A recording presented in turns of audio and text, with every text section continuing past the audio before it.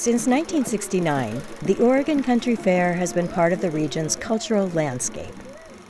It's the creation of counterculture communities that rejected consumerism and war and turned their focus to peace and love. Part of that whole ethos at that time was the Back to the Land movement. And as a result of that, they also stood up and said, well, we really ought to walk a good path. Those intentions may sound airy-fairy, but really they're just fair-y. And every July, they're celebrated on this site in the southern Willamette Valley.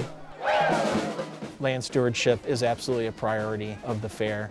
The concept of leave no trace, recycling, and thinking about low impact on the land. I think that ethos has become more mainstream now, where it was more of kind of a newer concept in the 70s. And over generations now, those practices have been passed down. The 500-acre site includes open fields, seasonal wetlands, and lots of trees. The area that the fair is put on is woodlands with ash trees and maples and oaks, surrounded by the Long Tom River. The site changes with the seasons, and the folks who run the fair adjust right along with them. The Long Tom will typically a couple times a year flood over the bank, and where the fair happens will be underwater. You can actually canoe through the site. And the concept is to work around nature instead of making nature adapt to us. This go-with-the-flow approach requires much of the fair's infrastructure to be disassembled on a yearly basis. This booth right here, I think this is a great example of it. When it floods, it's pretty much completely open, and the waters can move through. Opening the spaces up to the elements allows seeds to disperse and plants to regrow. We try to have as little impact on the land as we can and let it recover quickly. In the spring, booths are reconstructed in preparation for the fair. Builders can find recycled materials at the fair's Wood World, and any new wood needs to be untreated and chemical-free. Booths that need specific repair get red tags. The message says the more we value things outside our control, the less control we have. In this case, the cheeky message refers to some broken beams that have been deemed unsafe. So they're pointing out that no matter how hard you work, things break.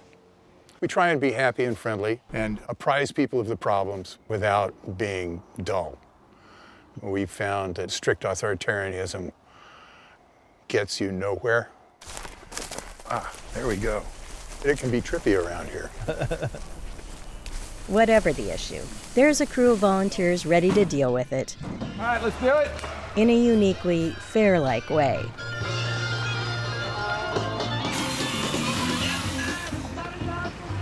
To look after the past, there's an archaeology crew. To envision the future, there's a land use management and planning committee.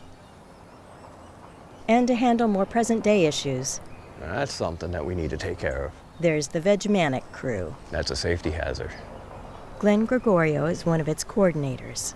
The word Vegmanec stands for Vegetation Management and Erosion Control. Vegmanec. Basically, the Vegmanecs prepare the site for the fair according to 3 measures. Safety, shade, and stilts. We're trying to clear stuff out of the way, and that goes with thorns, any number of things. Shade, it gets hot out here. The shade's very precious.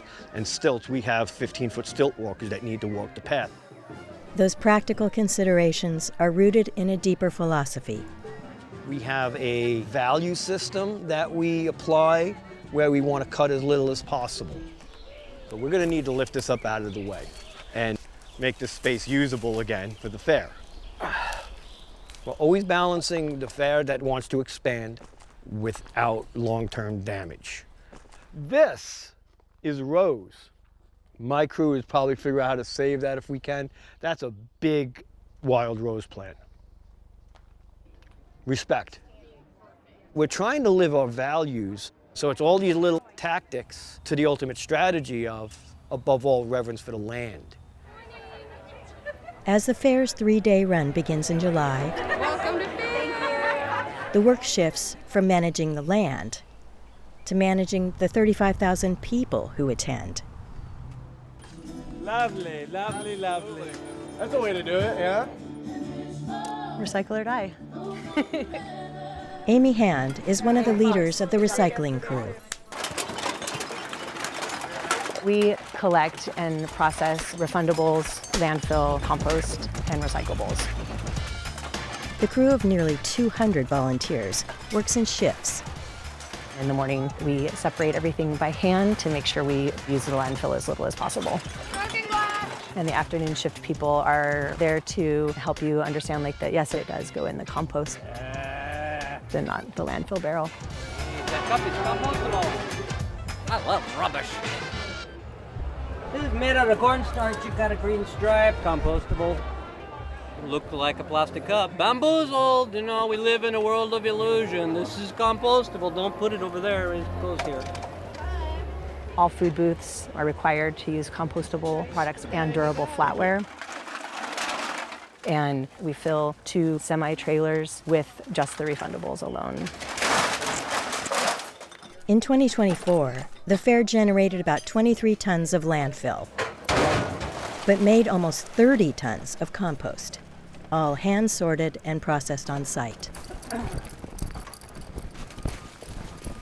To coordinator Tom Barr, the result is worth its weight in gold. It's all about the life that's in the soil. Look how steaming rich that is.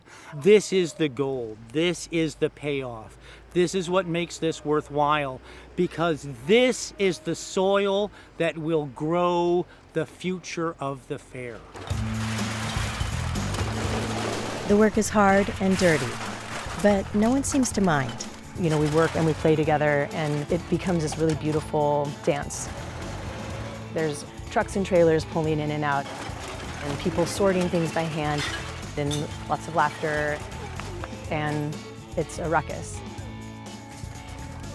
Yeah, we might be a bunch of hippies hanging out in the forest, Okay. but our volunteers walk their talk in a lot of ways. The ethos of the 60s and the people who created this event, you know, caring for the land was part of that. If the world were really fair, you'd think that nature would smile on the kind hippies looking after it. But the land where the fair takes place is about to meet a devastating challenge.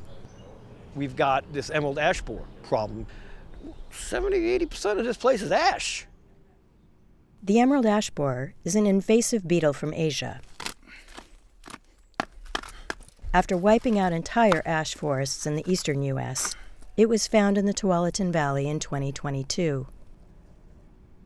With no hope of eradicating the deadly pest, we may lose almost every Oregon ash tree in the region.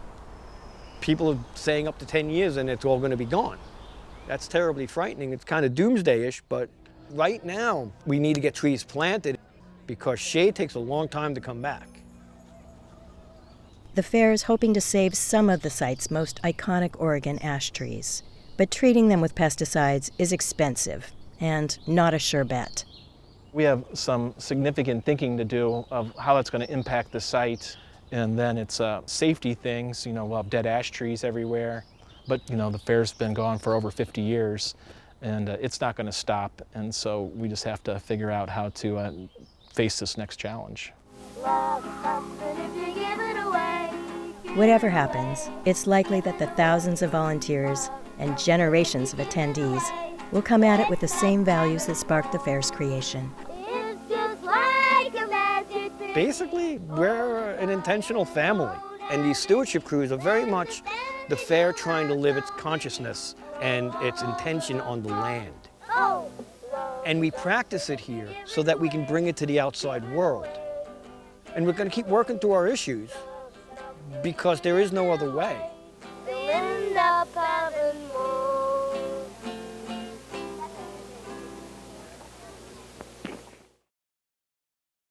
Getting inspiration for your next adventure. It's kind of why you're here, right? Well, you can support more of what we do on Oregon Field Guide and everything else you see on OPB by going to opb.org/video and becoming a sustaining member.